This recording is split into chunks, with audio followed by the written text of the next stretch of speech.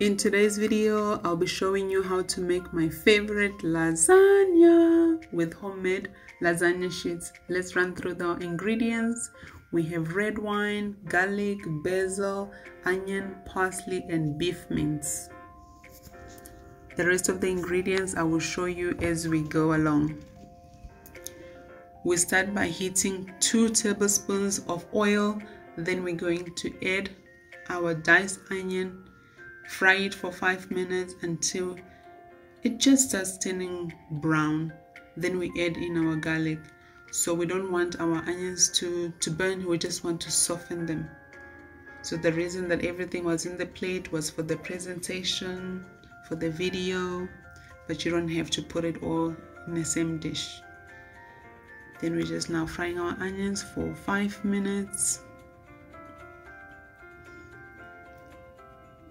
And you can see there it needs to look like that. And then we're going to add our garlic and we're going to fry for a further 1.5 minutes, but being careful not to burn the garlic.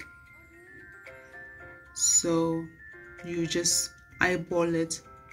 And then we are now going to add our beef mince and just cook that for 5 minutes before adding our salt and pepper and paprika. So don't add everything at once because it stages, it incorporates as you go. So this is after 5 minutes. Now we're going to add our black pepper, salt, and paprika and cook again for a further 5 minutes. Just stirring it as you go so that the bottom doesn't burn.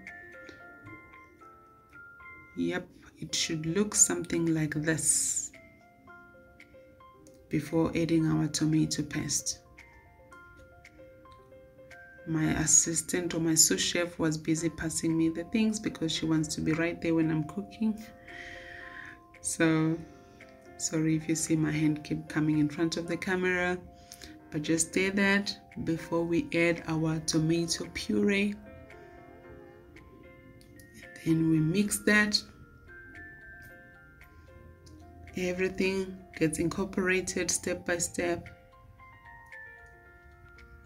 so that it gets its chance to shine. And then now I'm going to let my sous chef pour in our basil. You can also do this by yourself, but I do have a sous chef, so I let her help me. And then we're just mixing that a little bit before we add our red wine. And then we're just going to cook this.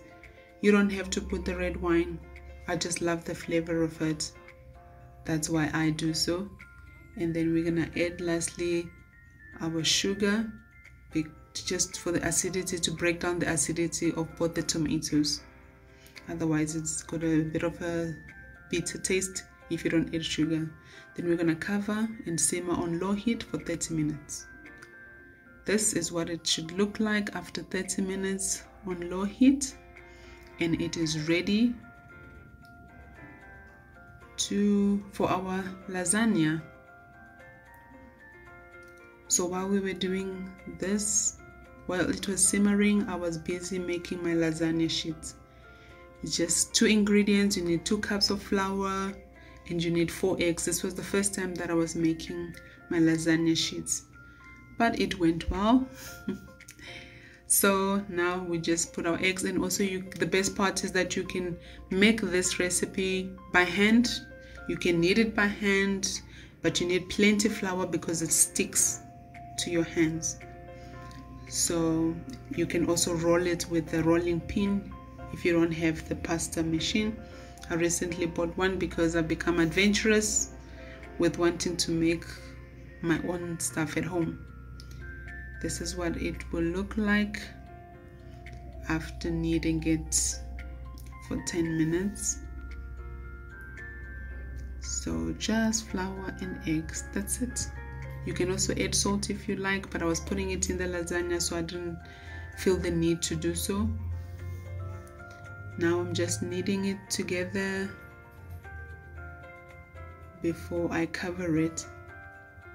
So you can see there you need plenty flour, otherwise your hands, everything just becomes sticky. So this is what it will look like. You can see there it's not sticking that much to my hands. And then I'm gonna cover it